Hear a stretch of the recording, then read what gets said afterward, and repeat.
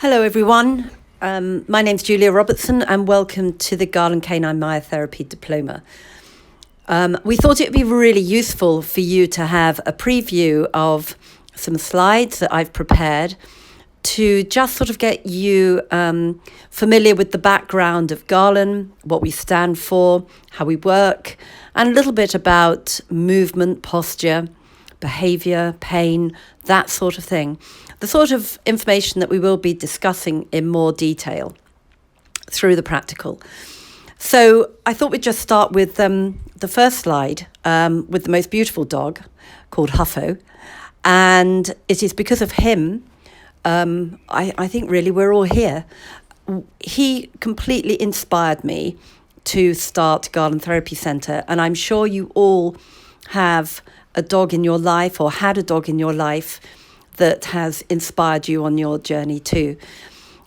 He basically was or suffered a neck problem, a really bad neck problem when he was 6 months old. And I was told that there was no hope and there was nothing that anyone could do.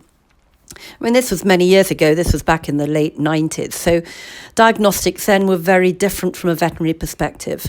But still, the upshot of it all was that it was suggested that we had him put to sleep at 6 months.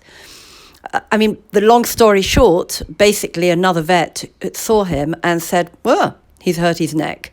And that's where the story started, because we were looking in all the wrong directions apart from the obvious. And what he had done is hurt his neck from a muscular perspective. So I started doing some exercises on him. Luckily, being a Labrador, he loves biscuits. So biscuit was enough of inducement to try and help him lift his neck. The rest, as they say, is history. This just inspired me to think how many other dogs have suffered the ultimate, like it was suggested for him, or are just suffering because of deep muscular pain that is so difficult to assess and diagnose. Whereas this is what we specialise in, looking at chronic muscle problems and helping dogs with those and helping unravel the complex behaviour and communication between them and us. So Huffo then went on to live to 17, which was a good age for a Labrador and good age for a dog. And from 6 months to 17, that's quite a different number of years on the planet. So now you've joined the Galen training, you must realise that we have some guiding principles, and these are incredibly important to us. And they have come about from years of treating, of being the first people out there back in 2002 to be working in this way with dogs. I suppose you could say we led, other people are following. So we have our Galen principles. The first one is our choice-led treatment. And I know a lot of you have been inspired to join us because of this. And it is the most extraordinary way of treating dogs in pain. Because don't forget, muscle pain is very, very uncomfortable / painful to treat. So we use our own method of choice-led treatment, which we call positive PACT. You'll learn a little bit more about that when you come on the course, and hopefully you will also see it in action too. The other thing we believe in, and this is important as a student to be part of, is owner empowerment. And I'm not a fan of the word empowerment, but it does say what we do, which is basically any clients that come in and we treat their dogs.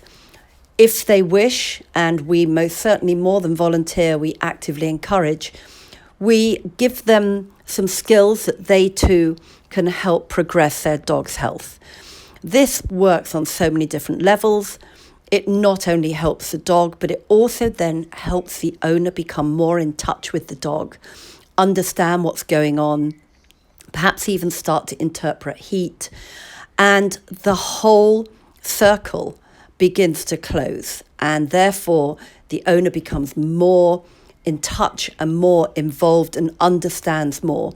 So if, for instance, they then have another dog, or if they subsequently have another dog, they are immediately more in touch with what's happening. So we start on our preventative journey, which is the one we ultimately want to be on. A high level of specialist knowledge and training, well, I don't think I need to explain that to you guys. You've been through a lot of training, you know it's tough, but we need to have this knowledge. It is vital that we understand anatomy and also physiology, but the functional anatomy and how it works for the dog and how the dog moves and everything underlying that with all their body systems is very important to be clear.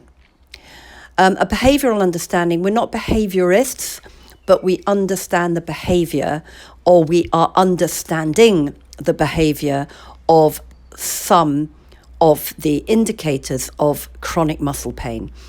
All the time, we're all learning more and more and more about this, but it's something that we are really starting to get a bit of a handle on, and it is becoming so apparent that there are some indicators that are absolutely constant. The sharing of knowledge, I personally do a lot of talking all over the place, and also other myotherapists do the same. We do not believe in learning and keeping, we believe in learning and sharing. So whatever we learn, we share. And this is important. It's not our knowledge, it's something that has been taught to us by the dogs that we treat, and therefore we very firmly feel and believe that it is for us to impart that knowledge in an appropriate way, so it is set up correctly. So anyone that's looking to go on and after the course and run workshops or talks or anything, it has to be set up properly. So we make sure that all the fail-safes are put in place. In other words, all the safeties, all the background, any contraindications, anything like this. So that part is very important, but the actual sharing of knowledge is critical. Continual development, well, you will soon find that the more you know, the less you know. When you finish this course, the practical and also all your theory, it's a bit like completing a driving test. So you will know how to drive, you will be safe to drive, but you won't be able to, at that particular point of passing your test, be able to drive in the snow, on ice. You may be a little tentative on a motorway, but you are safe and ready to go. That is the stage where you will leave the course, and at that point you will realise that there is so much more to learn. Most of that you will learn through your practical application, which is critical. Your case studies are a wonderful thing to start on, and that's when you begin your learning journey, your real learning journey, and you start building your database of knowledge. The team approach is one that must be embraced fully. It's always worth having a good knowledge, or at least a working knowledge, of what our other therapist partners do and how they work. Of course, the person or the centre of this team approach is most certainly the dog. So it's always got to be what is best for the dog from your perspective. That also has to be communicated well to the handler. But at the end of the day, the person or people that are looking after the dog's ultimate health is the vet. So we have a very, very strict treatment protocol or treatments protocol. We have 3, maybe 4 treatments. And if we are not satisfied with the change, we always refer back to the vet that gave us consent to treat the dog. We do not go on for months or weeks continuing the treatment without good results. That is a very strict protocol. There are many reasons for that. And one of the reasons is, if it's not working, then find something that will, or if it's not working, then there may be something far worse that is being held back from any change. In other words, it could be something that needs urgent medical attention. And that might not be skeletal or muscular even. It might not even be neurological. It might be another system that is just not working. Kidney conditions can present as a lameness. So always be aware that we become very focused in what we do. And that's great because we become expert in what we do. But what we do is just one small part of the dog's health. Vital, but small. So always be aware. So there are lots of other people that you could call upon, but I would always strongly suggest you go back to the veterinary vet first. In your report, say what you think, and it's really up to them to redirect, but you can assist that by your thoughts. So as you can see, there are lots of different choices, and it's worth familiarizing yourself with the people around you, see who you can work with. We are very dog-centric. We work for the dog, not our business. And if you work like that, then your business will succeed, because that is why we are here, to work for the dog. If you ever start to become more business focused, it will come through. It will become obvious. But that's not just the reason. The reason is because you're on this course because you wanted a dog-centric course. And this is the one. So what is Galen myotherapy? So we've had a quick look at our guiding principles. But this is what we do. We treat muscle pain, chronic muscle pain. And chronic muscle pain is something that most of us have suffer with, and it is very, very difficult to even assess on us. Sometimes we just feel like we've got a cloud over our head and we don't know why, but we've got this deep nagging pain that just begins to define us. That is exactly the same as what happens with a dog. And often this can be misdiagnosed or overdiagnosed even. Sometimes some of the most awful lamenesses can be thought of as being something incredibly serious, but it can come down to deep muscle, ongoing chronic pain. So it is something that is a massive problem.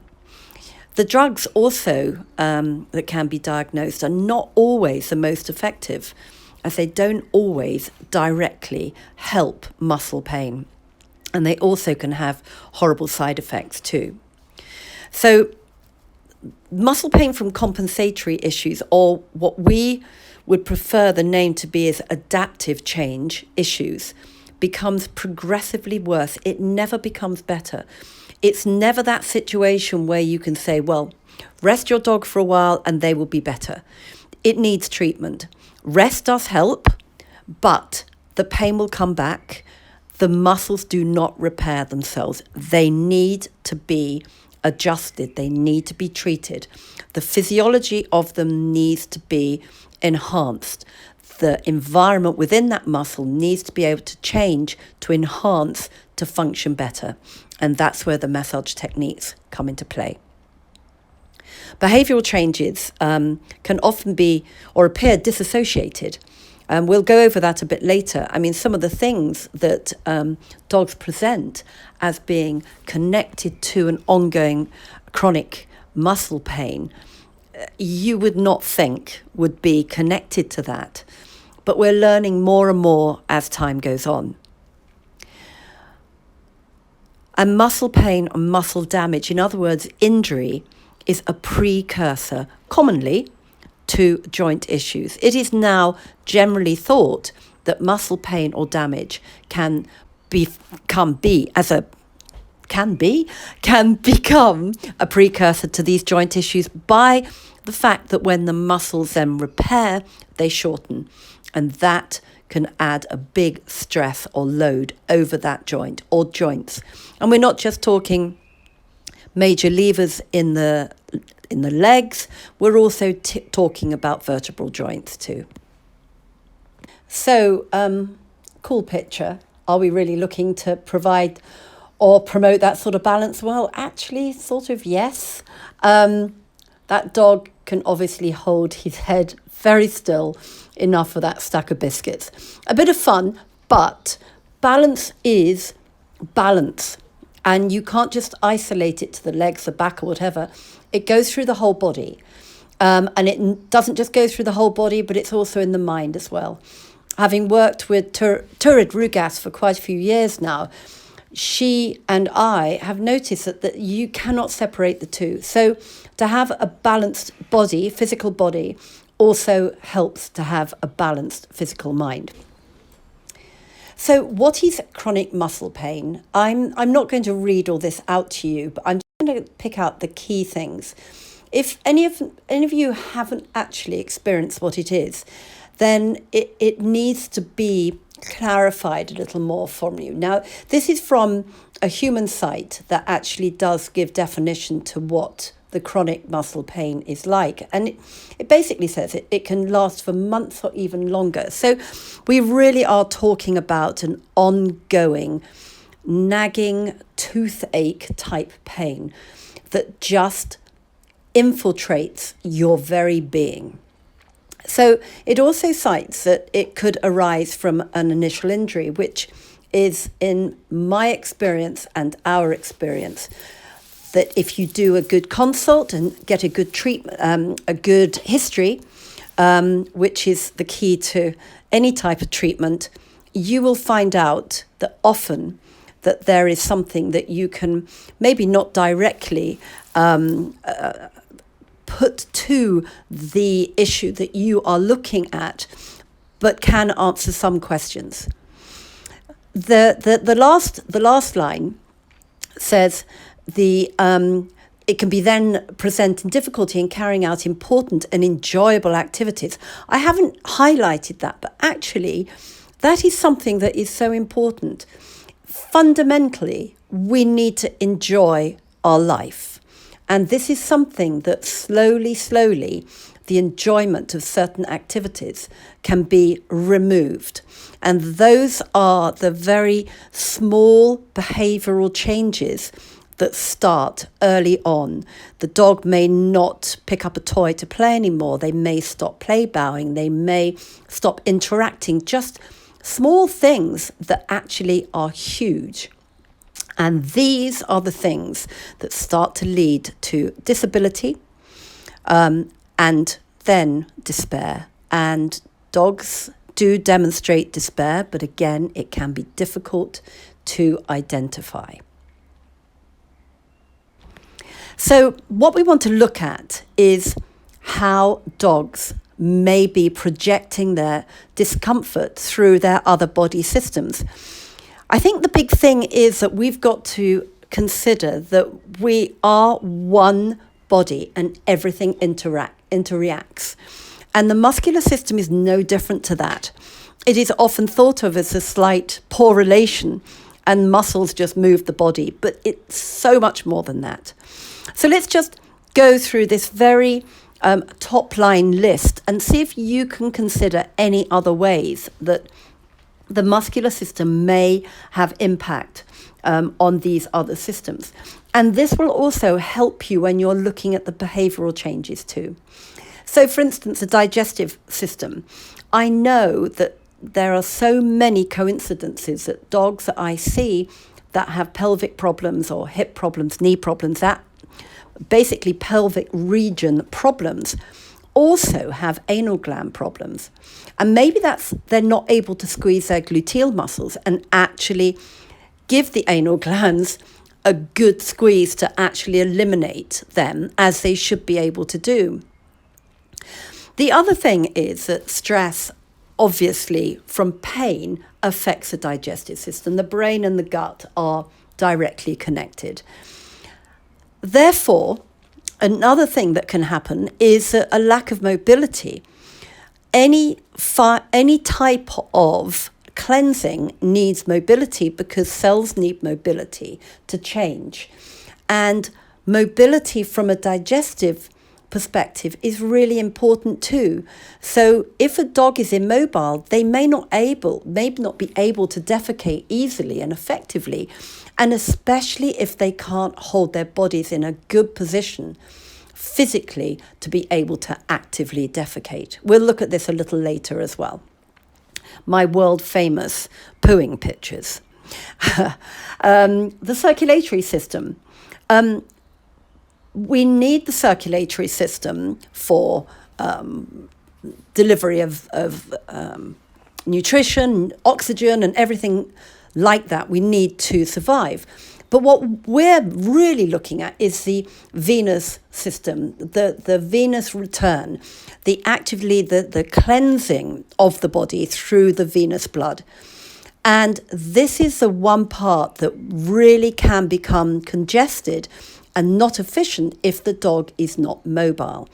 Mobility and the movement of skeletal muscles actually cleanses our body. That through the venous return as well as our immune system. So we need to be mobile. We need to be not just mobile, but moving all our muscles effectively to cleanse each muscle to provide that activity.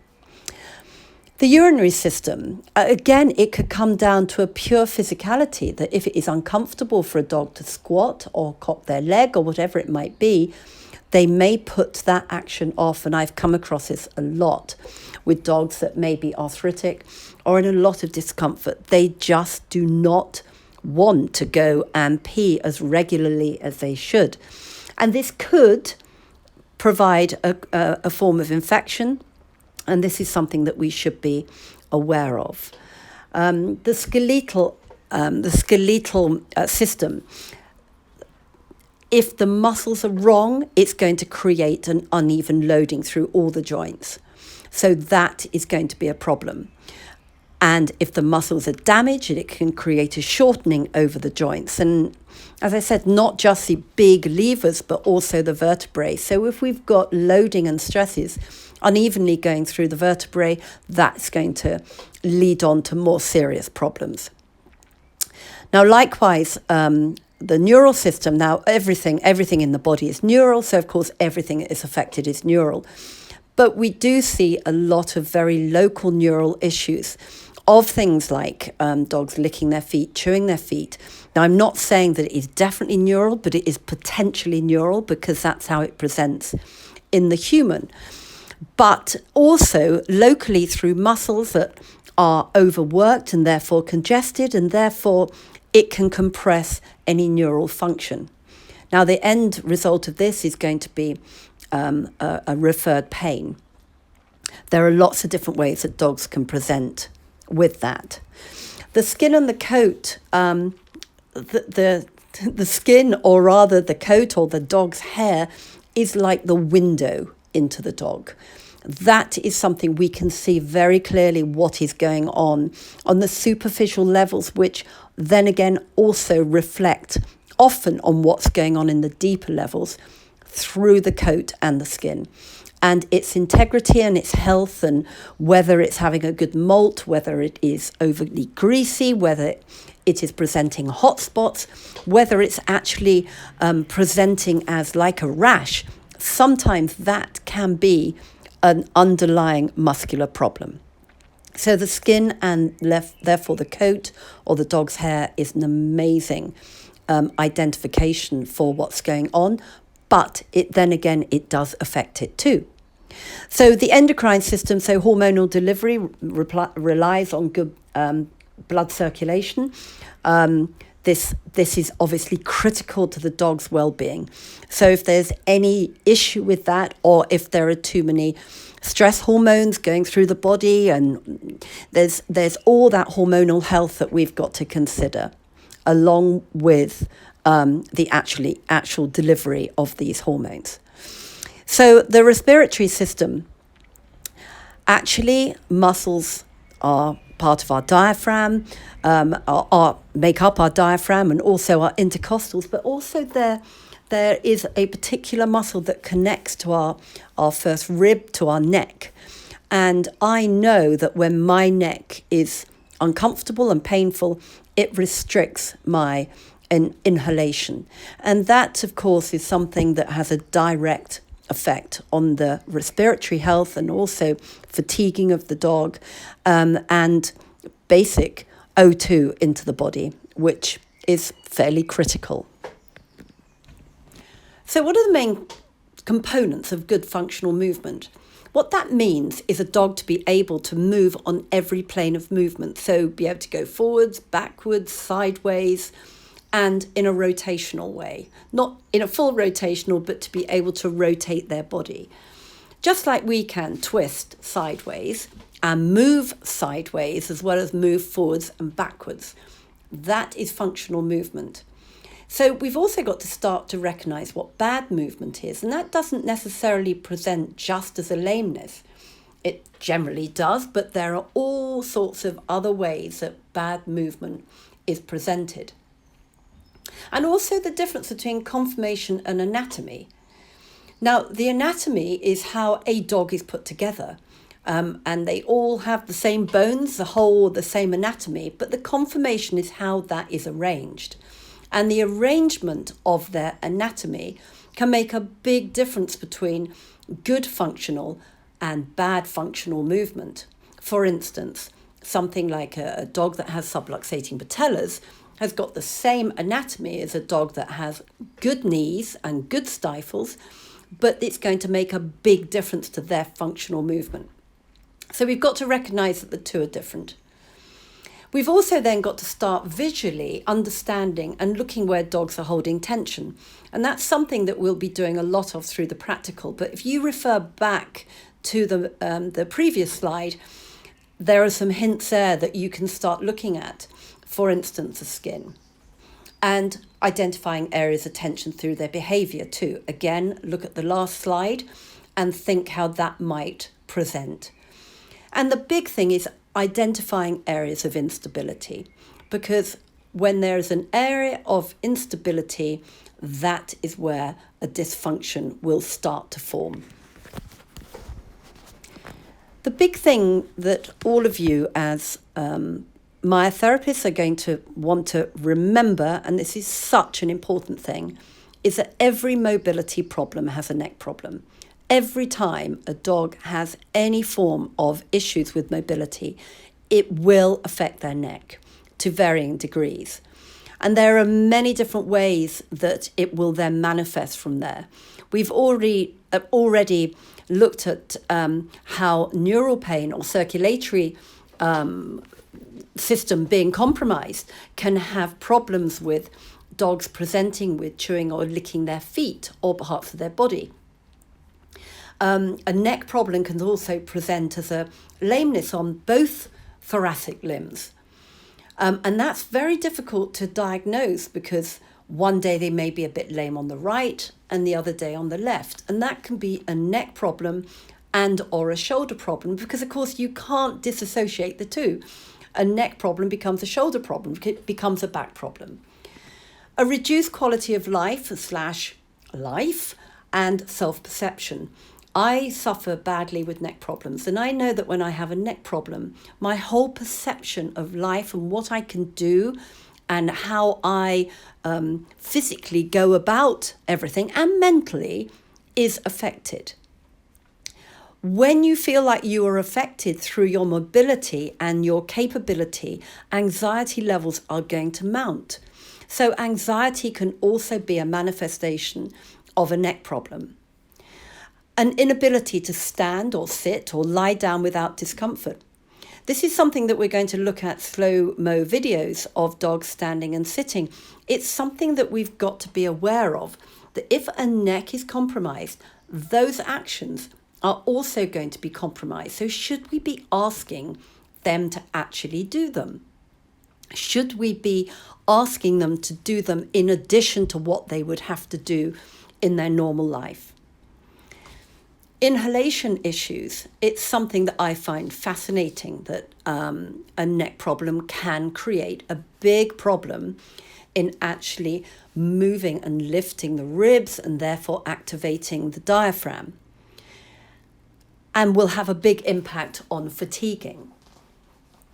balance and spatial awareness issues. Again, your neck is incredibly close to your head, and the balance and your whole perception of where you are does get affected when your neck is disrupted.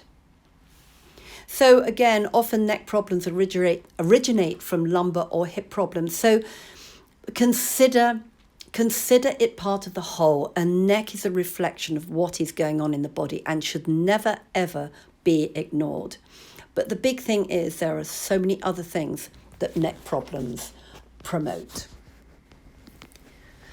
On this diagram, it's headed up chronic muscle pain. You can see that this dog has been chopped up into puzzle pieces. And because chronic pain, chronic muscle pain is so difficult to identify, I thought it'd be easier if we actually put it into 4 categories. So if you are looking at a dog that has behavioural changes, and they are vast, and changes in posture, lack of mobility, and changes in appearance, that could be the look of their nails, the look of their coat. That could be so many different things. If they have 2 or more of these indications, there is a strong possibility that there is a chronic muscle problem underlying part, if not all, of that. So the rule is 2 or more of these 4 items on this chart will give you a good idea if chronic muscle pain is the underlying issue. I love this picture. I often get people just to look at it and see what they think. I would like you to do that, and perhaps that is something that we can consider and discuss in class when you arrive at the training sessions. Because I want you to look at it and think about what this dog looks like, words to describe, whether you think it's good or bad movement, what you can see. So we're going to leave that with you, and that's something that we can discuss in class.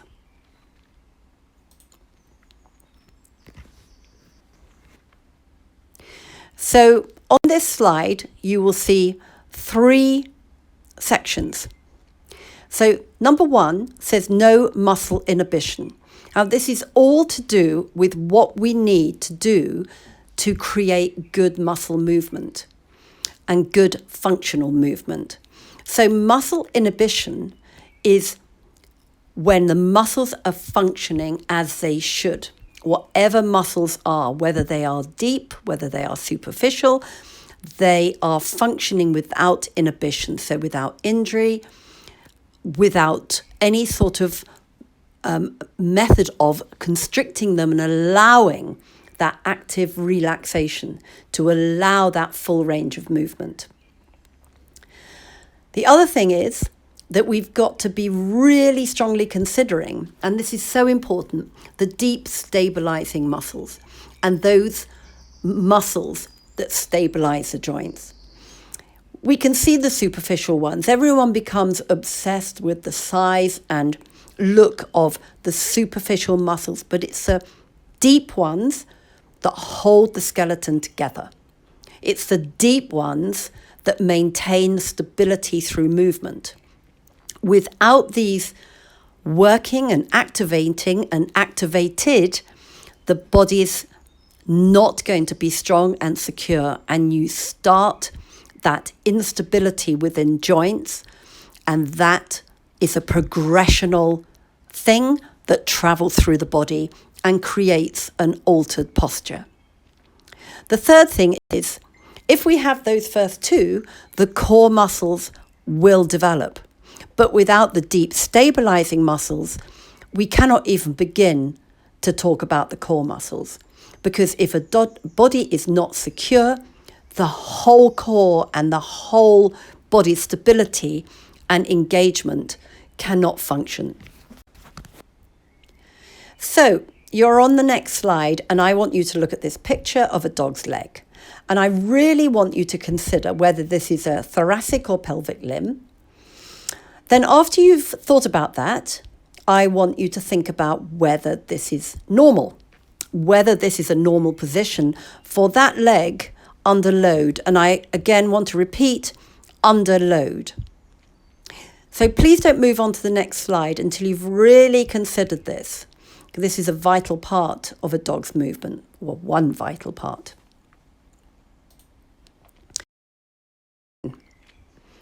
So you've moved on and you can now see that it is a thoracic limb.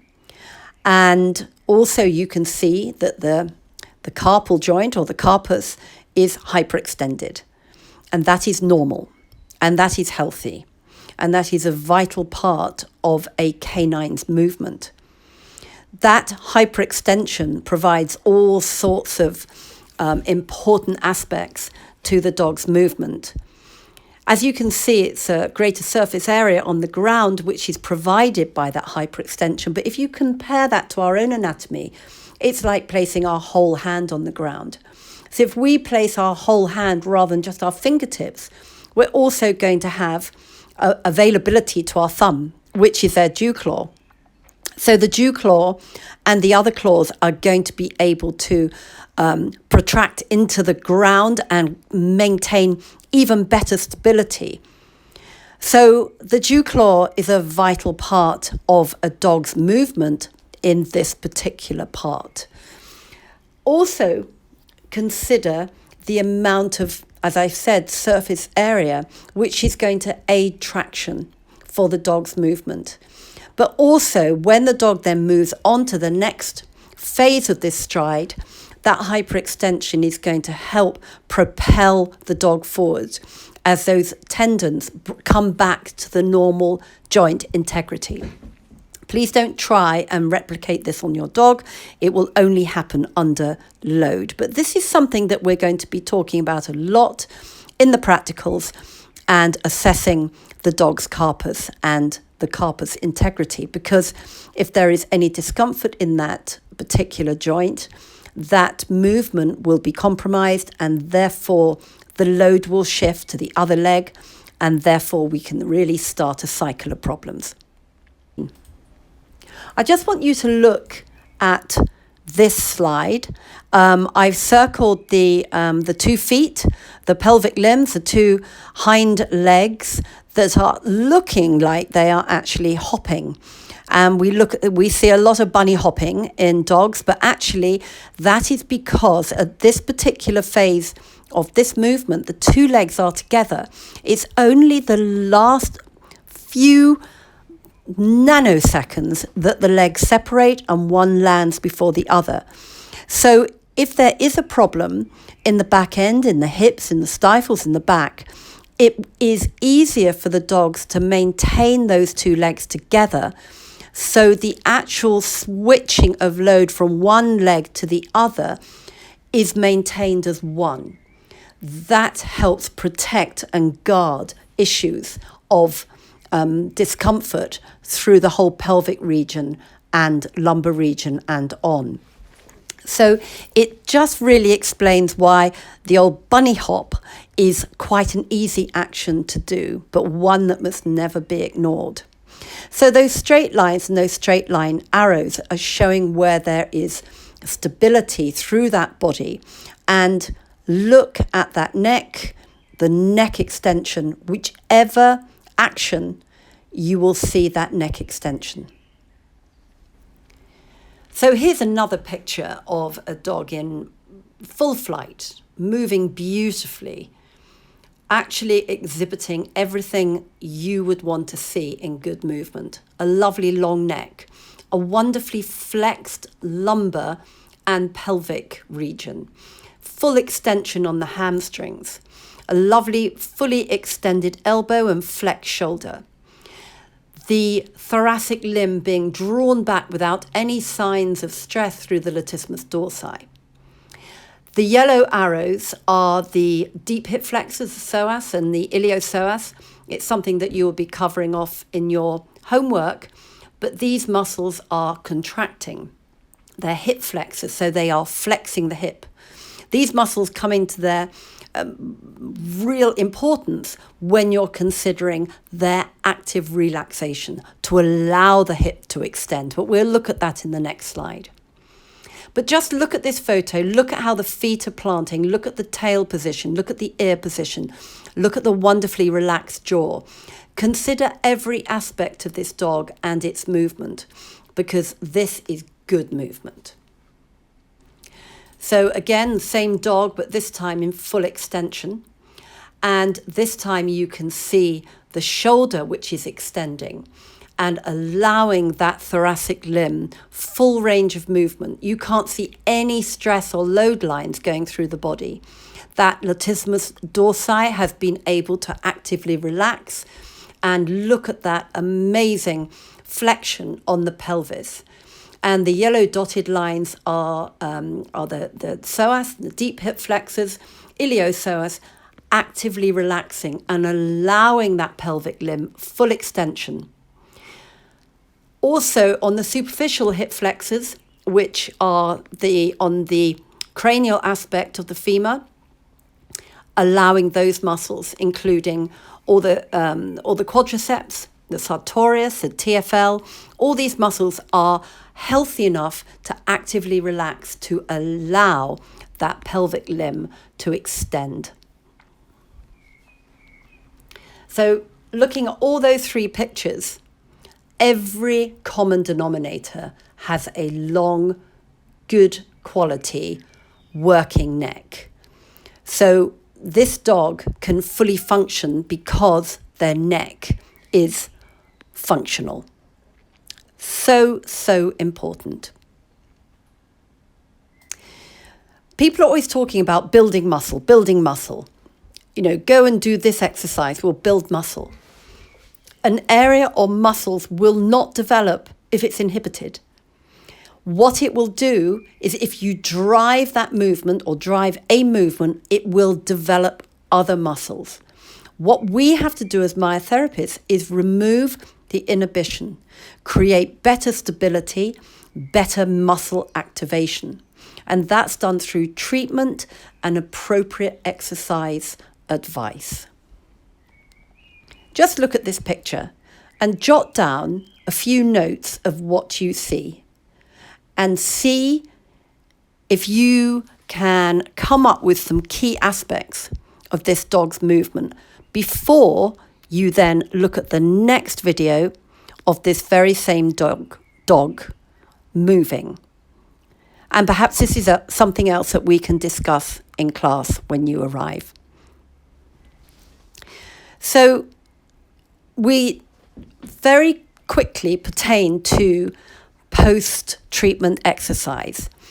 And we don't want to overcomplicate this. It is pretty fundamental. Okay, we're talking about time, how much the dog is exercised, but it's more about the type. And let's start with getting rid of the word exercise and perhaps talk more about activity, because it's more about the activities. But let's drill it back even further and let's start with walk. So you're probably watching this rather fun video. It's a little silly, but a lot of people do not know what it looks like for a dog to walk. We're so used to our dogs trotting that walk, which is a 4-time gait, is not one that is recognized. And walk is so important. If a dog can walk, then they are working each limb separately. So many lamenesses present at walk that don't present at trot. Again, this is something else that will be discussed in more detail in your practicals. But I want you to start thinking about this. Can your dog walk? Have you seen your dog walk? How long can they walk for? Do they walk or do they pace? Look at Monty. It was Monty, the border collie, to put a name to him. Look at him walking. You've seen him running. Now look at him walking. Consider that. Look at what all the limbs are doing. Again, this is something that can be discussed when you arrive in class. I just love watching these slow-mo videos. Just look at this dog. Now he is doing more of a lope than a walk, but look at the efficiency of movement. Just consider every aspect of what he is doing with his body to promote this fluidity of movement. Look at the change of paw position. Look at how he hits the ground. Look at the hyperextension of the carpus. Look at what the pelvic limbs are doing. Look at his tail. Look at his neck and head position, his ears, his jaw. Look at everything. Look at what's happening to his coat, his skin. Consider the whole picture.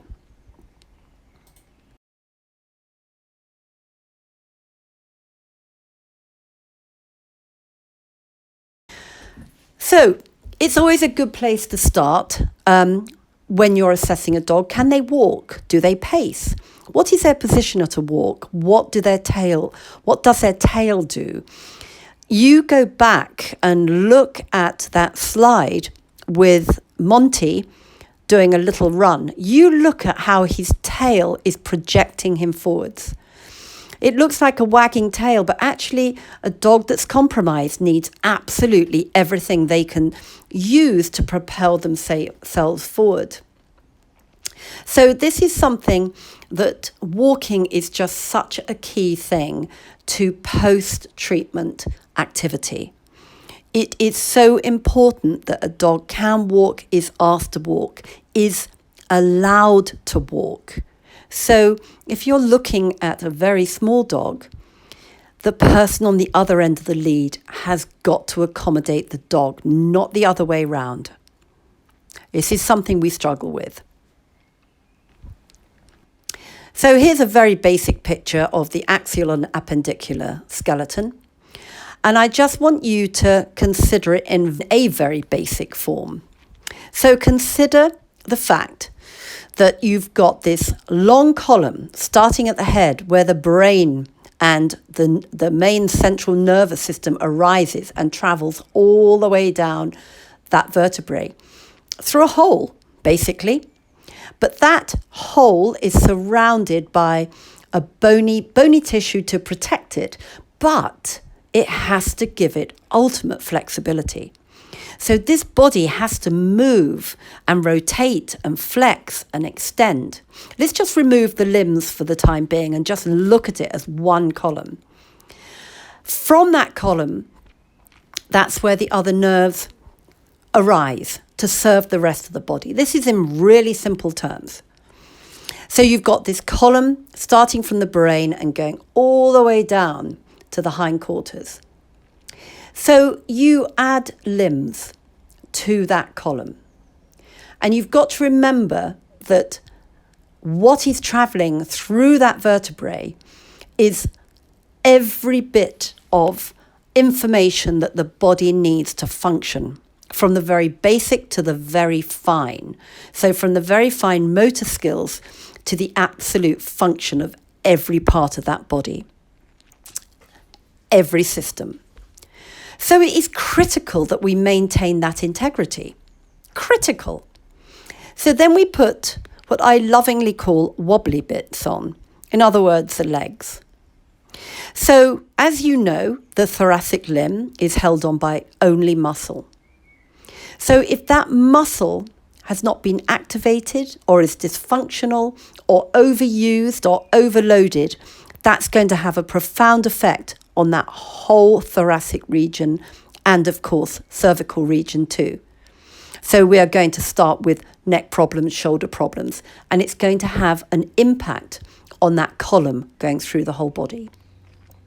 But how about if we look at the hip joint? We all know how movable that hip joint is, and it's got to be because we need the body to be able to move on different planes.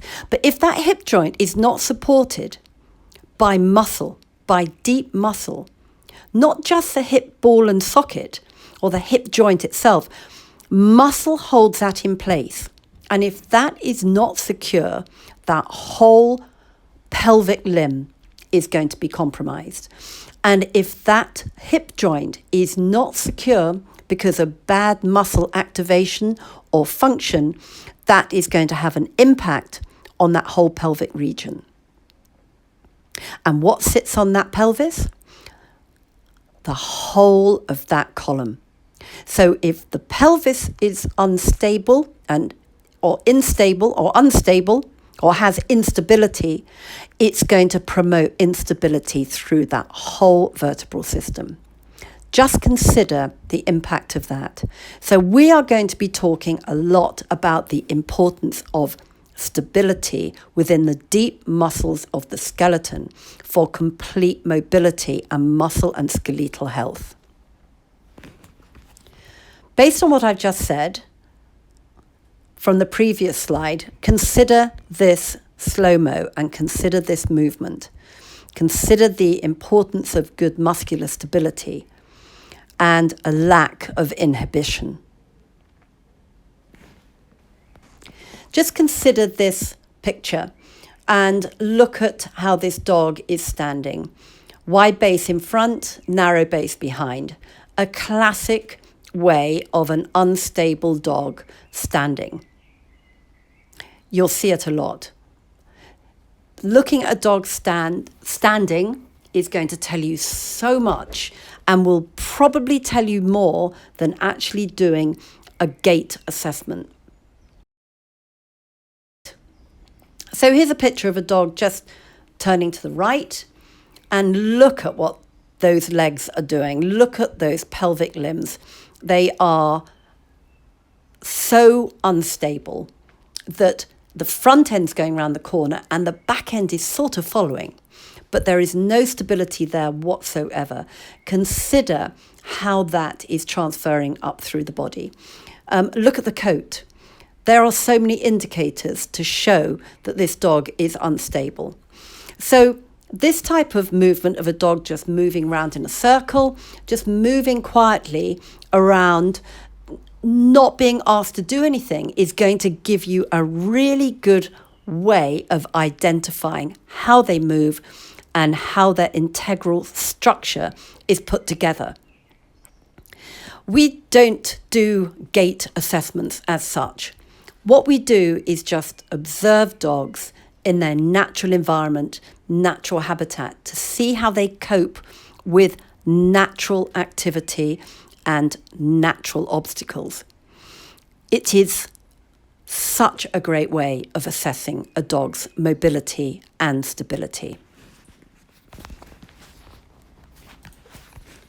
So this is a very simple drawing, a very simple slide showing a thoracic sling. There are many muscles involved in that, but a couple that I just wanted to draw your attention to are on the dorsal aspect, the rhomboideus, and the ventral aspect, the pectoral group. These two work together. One stabilizes the dog from underneath and one basically stabilizes the dog from on top. And that is in very basic terms, but it's a way that we will all understand. If one is overworked, the other one will be underworked. You've got to remember that you have to look at the muscles under the body as well as on top to identify what is going wrong with a dog's movement and where the balance and imbalance may arise. The other muscle that's sandwiched between the two is in fact the serratus ventralis. Now, this muscle is fascinating. It is just a staggering muscle, and one that goes directly from the thoracic limb via the scapula onto all the costals. It actually attaches to the dog's ribs, but more importantly, in my view, onto the cervical vertebrae themselves.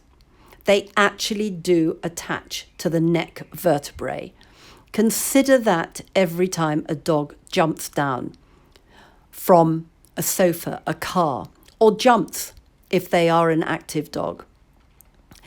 It's just worth remembering your anatomy and looking at functionally what a dog is going to need, use, and maybe overuse. Then if they overuse, there's going to be another side of them that is going to have that opposite effect of underusing a muscle. So if something is overused, something else will be underused.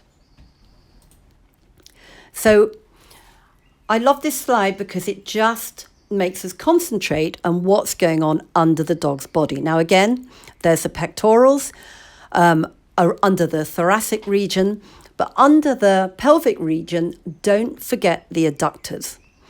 The adductors are big muscles. They're short, big muscles, but they are so important to adduct the limb. It's all in the name. However, if they are injured or damaged, and I'm going to show you some video that I want you to look at and consider what may be injured or damaged from this dog's activity. Consider this muscle when you are looking at some of these videos that will follow. Again, look at this video, watch it again. You've got to understand what is used during a movement so you can understand what may be overused, injured, damaged, and what is being restricted and inhibited through their movement.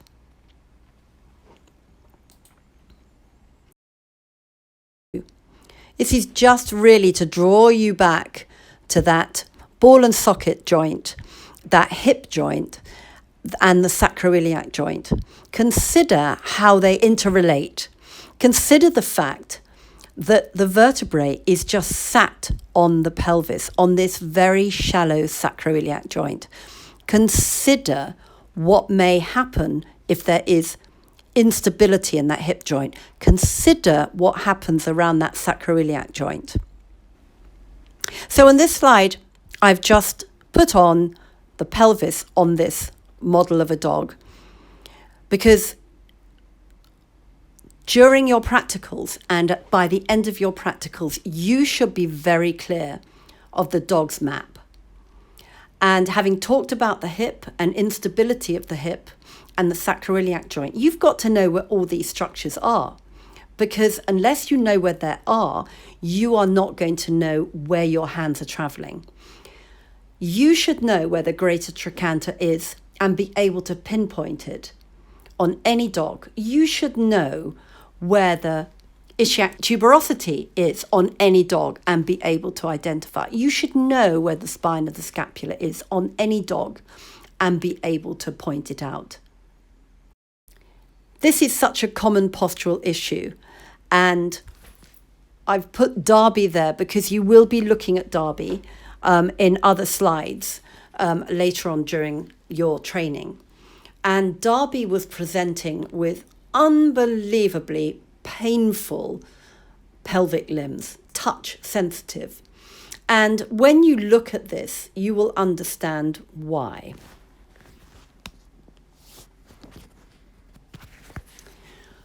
So Darby was presenting with a front left lameness, but actually it was starting from the pelvic region. And no one could touch his feet, you couldn't touch his pelvic limb at all. He was so touch sensitive. And what had happened was that there was a problem that had happened years before I saw him. He was 10, I believe.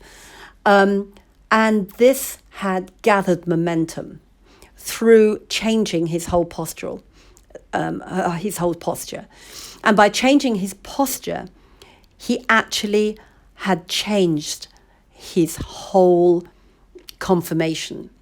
And what he had done is, by going into a guarding state, he rested, or he was trying to shift the weight off an area, I think probably his lower lumbar region.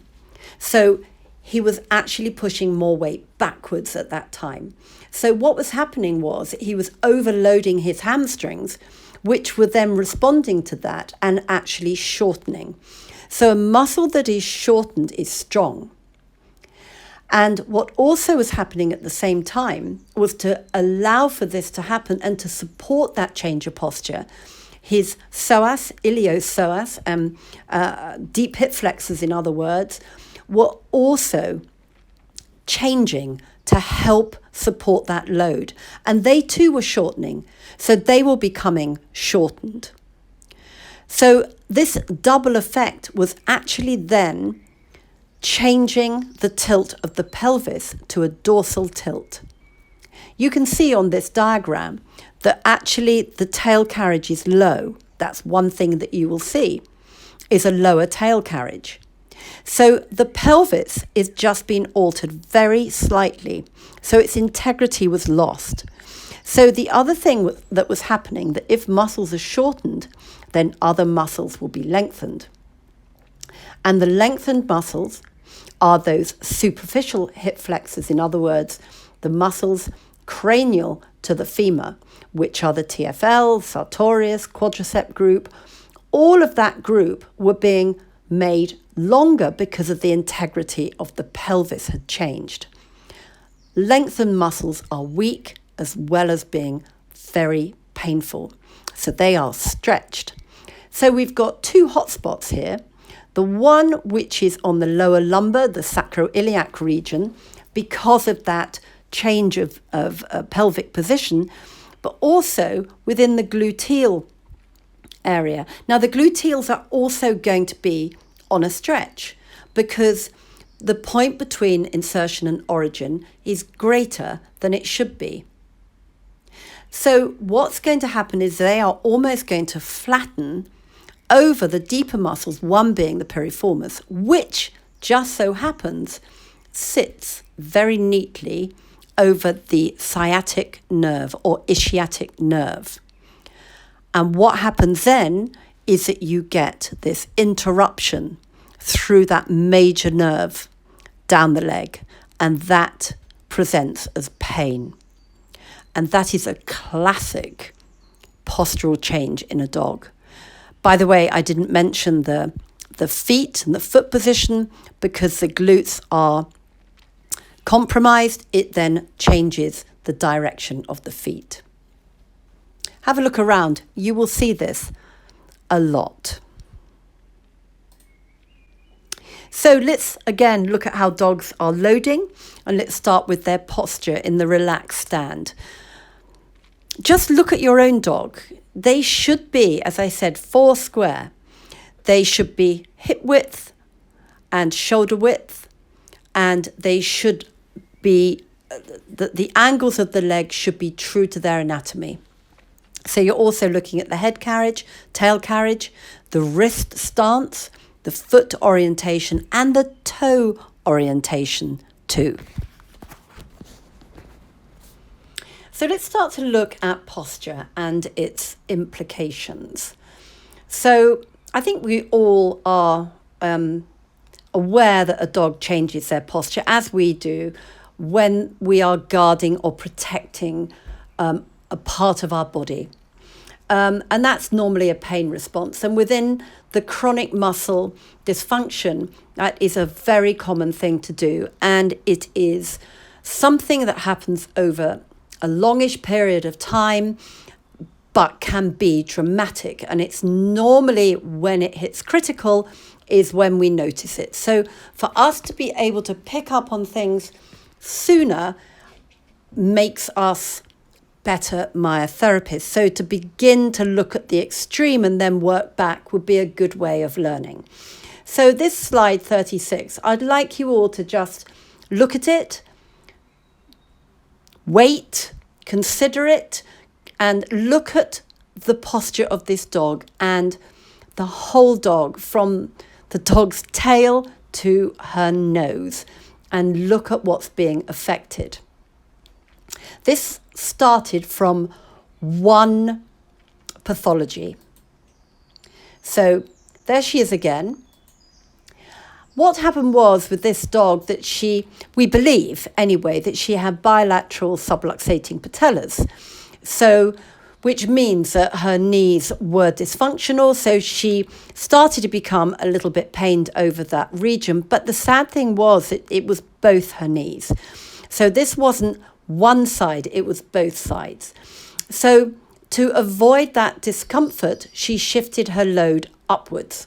So she leant forwards, in other words, and held herself in to guard the knees, which then put a load through her hamstrings and therefore through her pelvis, and it then went to her lower back.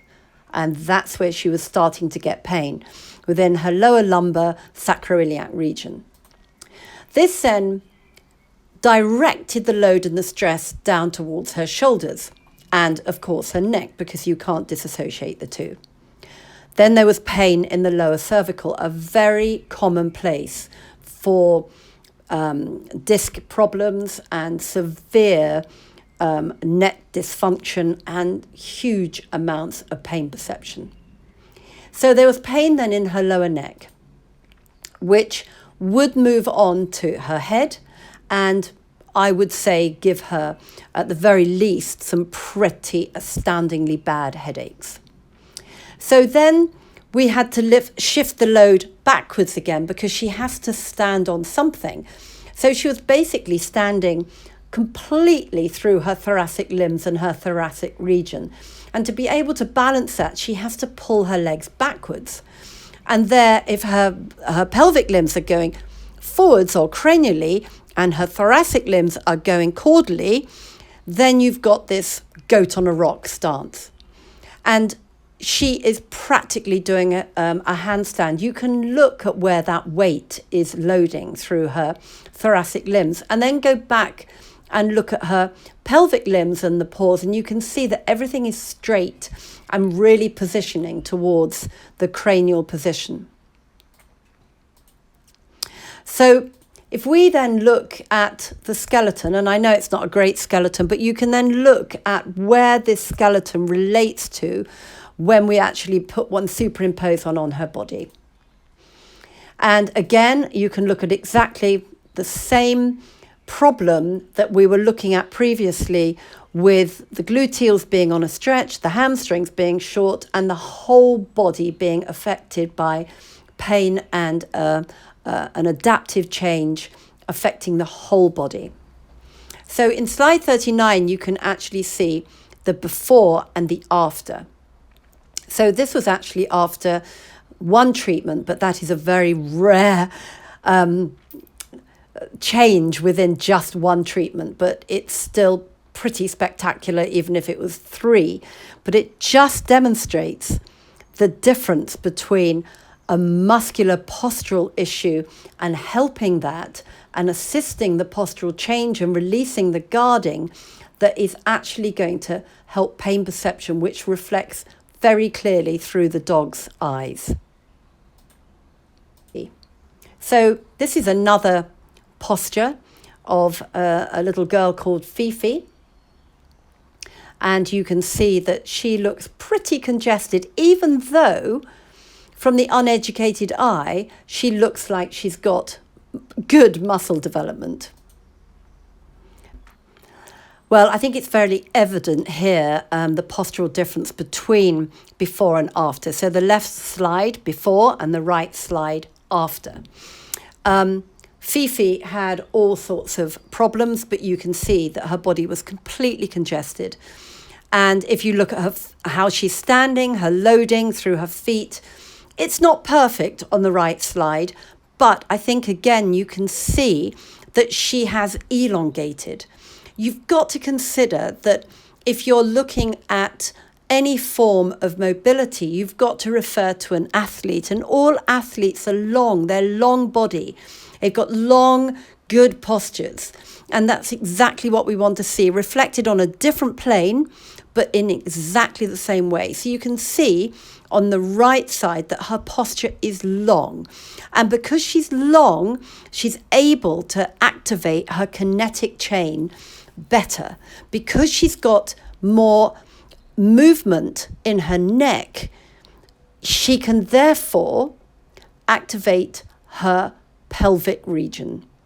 You need to have length in the neck to elongate the pelvic region. Everything comes back to the neck, and it's something that we will go over in your practicals, but I want you to look at the symmetry of these two images and consider the differences in both. So again, look at this slide of Fifi, and let's have a look at her postural change. So let's look first of all at the gluteal region. Now, her glutes that you can see just about circled in that green area there are huge. Now, what's happened is, because she hasn't got stability in that region, her superficial glutes, like her medial glute, her superficial glute, has actually become overdeveloped to aid and to help some form of stability in that area. And that's called global muscle domination. So her global muscles or her superficial muscles are dominating.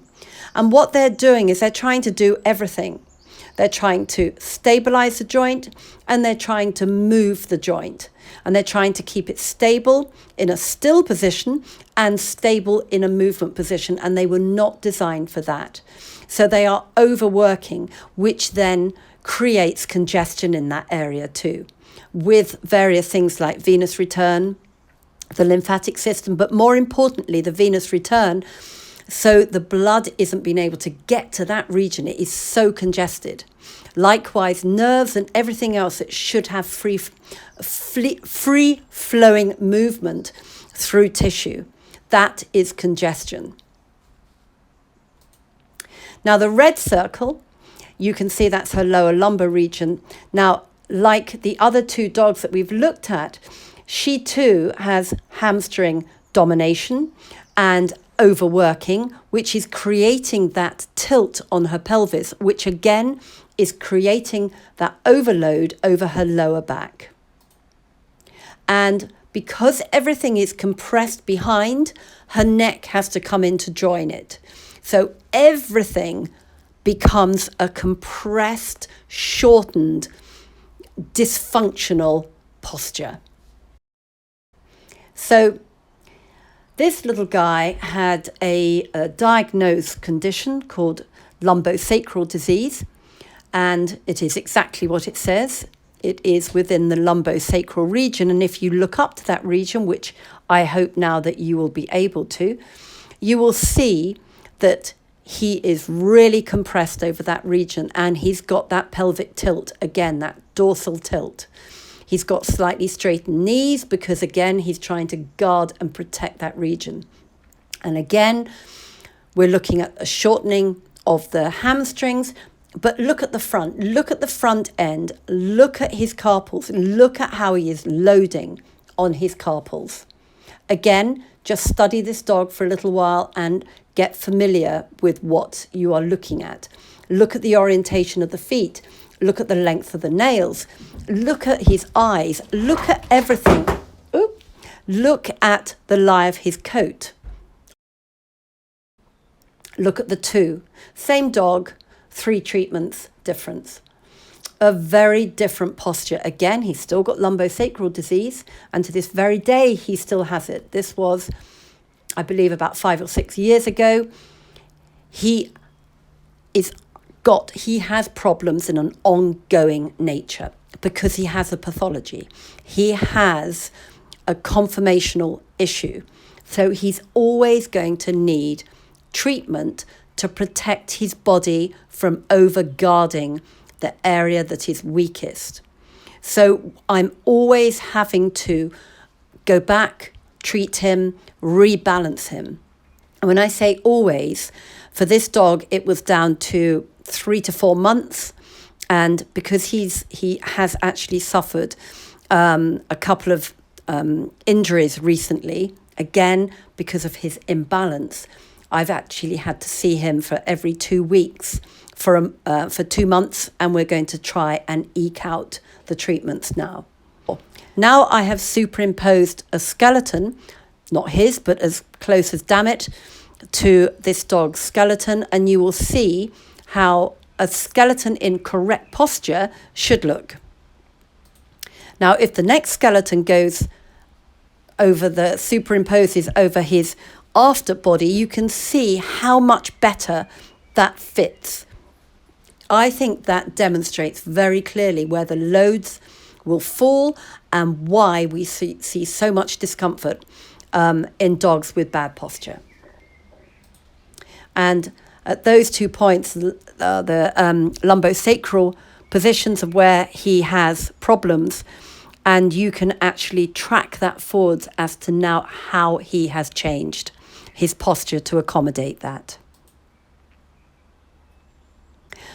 On this slide, I've just put some straight lines in to try and show you where his posture has changed. So you can see that his top line's completely dropped, how straight his stifle is, the tilt of his pelvis, and his footfall, not his footfall, but how he is loading. And you can actually see the height of his hocks through the straightening of his knees. But also look at those carpals and how he is hyperextended on those because of the load that he is transmitting forwards is creating that hyperextension.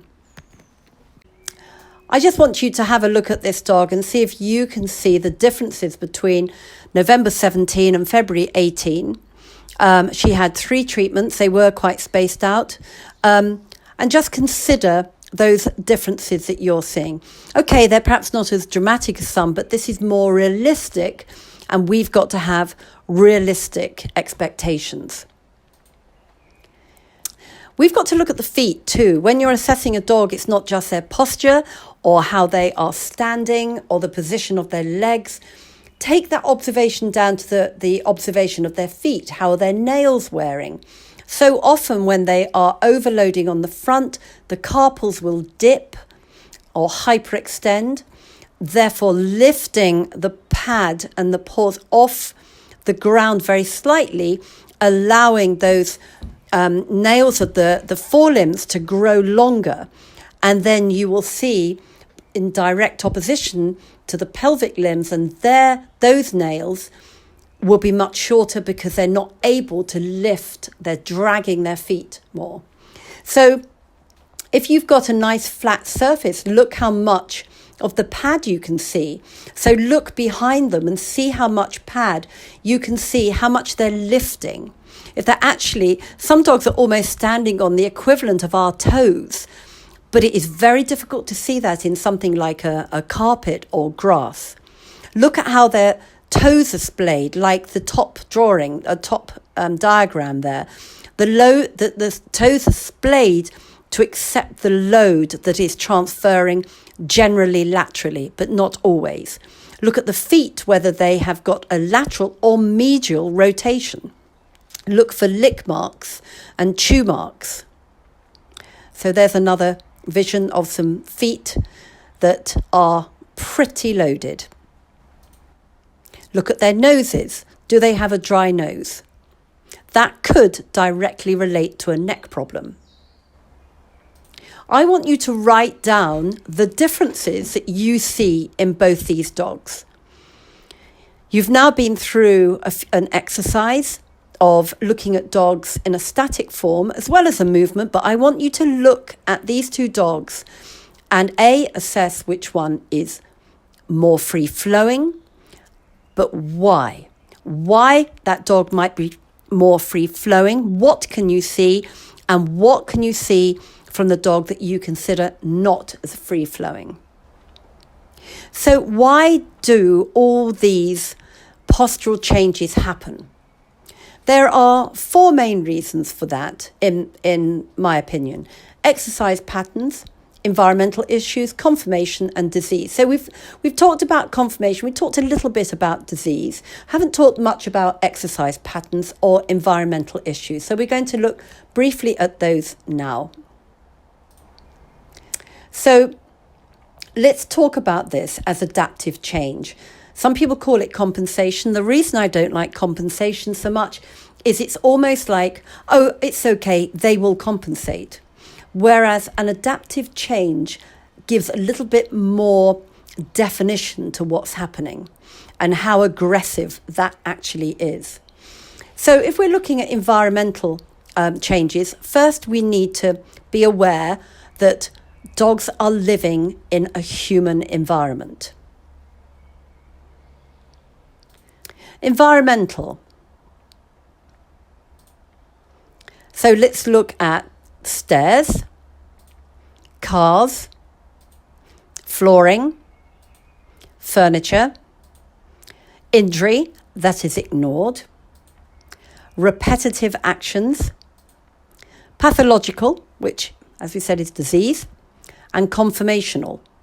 I want you to consider all these things. We've looked at videos of a lot of them or similar actions, and consider where they may negatively impact on a dog. This is important for you when you are putting your consultation sheets together. What do you need to ask, or what do you need to look at? Ask about the person's environment. Ask about their habits about cars, jumping in, jumping out. Ask about their history. Ask all these things because they are all highly relevant to what you will be looking for and trying to piece together as a treatment program. So I want you to watch this video of basically a dog on ice. And I think if you just watch it through, it will become evident of why I'm showing you.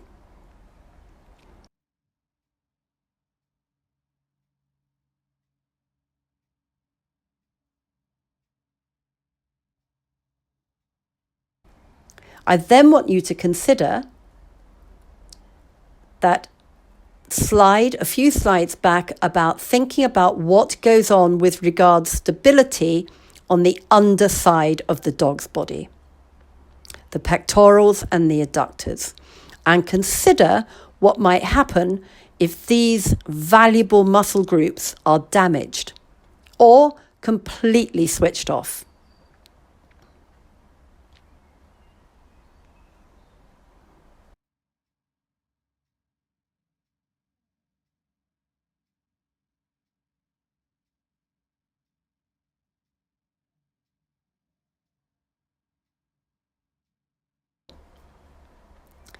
Puppies. It all starts with puppy exercise, and that is a subject on its own, but just one area we're really going to cover off of walking, which is important to understand. When you're looking at puppies are small, we're big. The reason I put this picture in of this little girl with this big dog is because basically her limb size is the same as the dog's. So she will walk at the same speed as the dog, which will encourage him to just stay at a walk. If you look at that picture on the right, that is a more common scene of legs of a human which are walking but making the dog or puppy trot. So if we just look at these different lengths of limb, look at this in more depth, and you will see that the human has got legs that are 3.5 times the size and length of that dog and that young dog. So there are a few things happening here. Okay, this little dog is looking up, which is not a great posture. We want dogs to be looking in a natural head carriage, which is in line with their body, or even better, spend quite a bit of their time with their noses on the ground, because when you've put the head up, that will cause the lower back to arch in the wrong way, creating a pelvic weakness. So let's look at the difference between picture A, a little puppy tugging, and B, look at the difference between the position of the tug. So here there's a before and after treatments of this one dog, and that is quite significant, the differences between the two. Obviously look at the eyes. That's always a key place. But you wondered, I'm sure, why I'm showing you this after showing these tugging pictures. The reason I'm showing you the tugging pictures is because if you are asking a puppy or a dog to tug in this position, look at the posture you are actually encouraging. Now, okay, this dog did not develop this posture through tugging, but you can see it is the wrong posture for a dog to take on. So really, we want to encourage the other type of tugging. Not that I am advocating tugging as an activity, but if it is going to happen, then try and be considerate as to the size of the dog and the positioning they're taking on with the stresses and loads that tugging involves. Tugging is a natural activity, but generally participated in by dogs of the same size and weight. In other words, they're siblings. And then look at that posture of the dog that we were looking to develop from the bad posture of the before pictures. I don't know if that resonates with you, but it just is any way to try and understand the difference between good and bad posture. So I call it the magic bullet, dogs being overweight. If you're treating a dog that's overweight, you are up against it. You will have limited success. It is okay to suggest that the dog is overweight and they should do something about it. I like to send them back to their vets because so many vets have very good clinics for dogs that are overweight, and then it can be in the hands of the professionals to conduct the weight loss professionally and with knowledge. We are not nutritionists. However, we can suggest that this would be a good way to go. So if you look at the first slide, the first picture on the left, this was Amber before. And then as you can see, that's 12 kilos less. And that relates to that amount of sugar or that amount of body weight. It is a huge amount of body weight. I could barely carry that. And this dog was carrying that over her limbs, and she has hip dysplasia. It is the magic bullet. Look at the different way that she is sitting as well. So immediately, that's an improvement. If you go back to other activities that we were looking at and other postures, we were looking at shortened hamstrings. So, of course, jumping up is a very good way of aiding that process. And basically, that is something we do not want to happen. By dogs jumping up, they're having to stabilize through these hamstrings, and that is creating that shortening effect that we were looking at that has such a detrimental effect on the dog's pain perception. Let's go over this again, but within a different format. So I've called this the power of the hamstrings. That's where they are. Don't forget, look at the full insertion to origin of the hamstrings. You will be amazed how far down from a fascial perspective they go. They actually insert in the plantar surface of the dog's leg. So now you can see by the red arrow, the hamstrings that are shortening, which is actually having an effect through the ischiac tuberosity of changing the tilt of that pelvis, which is guiding the pelvis into a more dorsal aspect, giving it a dorsal tilt. By the other red arrow, you can see that. That might explain that whole process a little more clearly. This is something that we will be discussing in more detail over the practicals, but this is just something for your reference now, how diverse the behavioural traits can be, from itching, chewing, scratching, tail chasing, a lack of tail wagging. We've discussed anal gland issues, foot licking and chewing. We haven't looked at sleeping positions and lying habits, how they position their bodies, the groaning when they lie down, the groaning when they get up, poo habits, urinating habits, the fact that their whole lives become a struggle, so they become grumpy and withdrawn. Actually getting into repetitive actions that could actually aggravate their condition. One of those that I see is digging. Some dogs with shoulder problems actually dig. That might be some sort of hormonal response that actually makes them feel better immediately, but in the long term makes them feel worse. The other thing that we haven't really discussed or looked at too much are anything pertaining to the jaw and other cranial nerves. The jaw is a mechanical problem that can become less functional due to the recruitment of the muscles of the skull.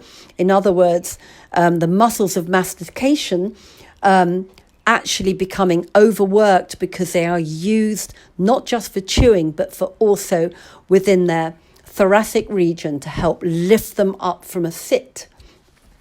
That has a mechanical effect and can affect their eating and give them chewing problems. But other problems involving cranial nerves could be ear problems, could be eye problems. It's all about keeping your eyes open and looking at these different issues.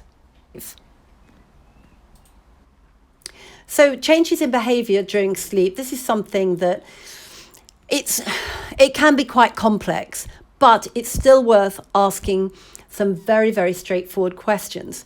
And these will have popped up on your screen. Things like, are they propping their head up all the time? Are they hanging their head over the sofa? It's a great picture of the dog hanging their head over the sofa. Are they always looking for a cushion or a pillow? If they are, aren't they given one? I always suggest give a dog a pillow. They will either use it or they won't. They're not made to use it. A lot of people say, well, they've got a padding all the way around the outside of their bed. That's not quite what I mean. What we mean is we need them to be able to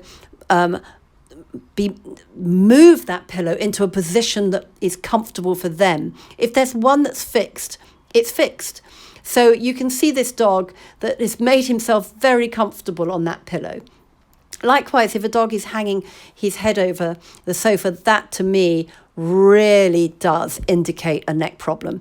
And the reason I know these things is because once they've been treated, they stop performing these habits. I mean, groaning when they're lying down. Again, we've basically discussed that. If they fidget a lot, it makes sense that they're finding it difficult to get comfortable. Suddenly waking up looking distressed, that could be all sorts of things. That could be a cramp. I haven't seen a cramp that I recognise at once as one. However, the suddenly waking up and looking distressed or the kicking their back leg out could be a neural response. And again, the reason I know that is because once these dogs have been treated, that behaviour stops. So lying on their front, almost like a sphinx, but with their head down, not on their back or their side, that could be an indicator that they are uncomfortable or unable to get up from that position. So it's looking really laterally at all of these methods and ways that these dogs are lying down and try and work out, why would you lie like that? Are you protecting something? Are you enabling something? So in other words, enabling yourself to get up. What is it that you're actually doing? Why would you put yourself in that position? This is a cute picture. This is just to recognize that some dogs do find it difficult to sleep, and that could be something as awful and as straightforward as a headache. This dog's head was hot, so hot. So as you and I would like just to offer them something cool over their head, it's a nice thing to do, but it also makes a very nice picture. But my real point is, think about it logically. Think logically. And of course, with your anatomy. Now, I pertain to looking at a dog when they are having a poo. And I'm going to flick through some of these pictures, and I want you to have a look and see if you can assess what is going on with these dogs' bodies by how they present having a poo. Now, I think it's fairly obvious with these two Labradors. The one on the left has got a real weakness behind and is having to overly extend her neck. Luckily, she can. But also look at how the elbows are rammed into her ribs to help give herself more support so she can actually eliminate waste. It's a very important process. This one on the right, you can see that she's standing there quite happily. Her body looks very balanced. Her limbs are a proper distance apart from each other. Everything looks like it's in good symmetry. So a very big difference between the Labrador on the left and the Labrador on the right. I'm going to leave you to look at this picture of a beagle and see if you can see where there might be a problem, as with this German Shepherd.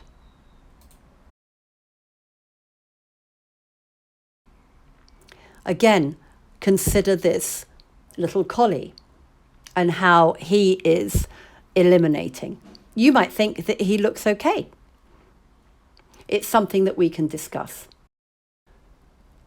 So this is a video of a dog licking their feet. Now that everyone knows what a dog licking their feet looks like, but the reason I'm showing it is because it doesn't really look like it is a problem. It looks like the dog is quite happy, it's quite relaxed, but actually that could well have an insidious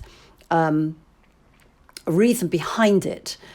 Likewise, this tail tracing, it almost looks like the dog is playing, but he's not. He is receiving sensations in his tail, and because his mobility is compromised anyway, he's having trouble getting there to actually give himself some form of comfort.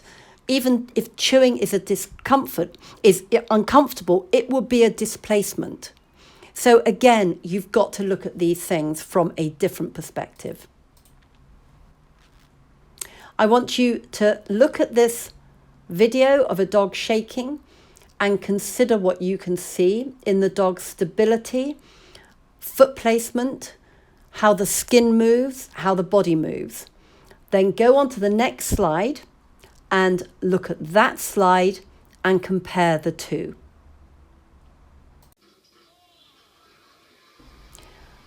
So by looking at this slide of the collie shaking, I would like you to compare it to the one of the golden retriever and see what you can see. I am looking again for stability or instability and see how valuable assessing a dog shaking can be.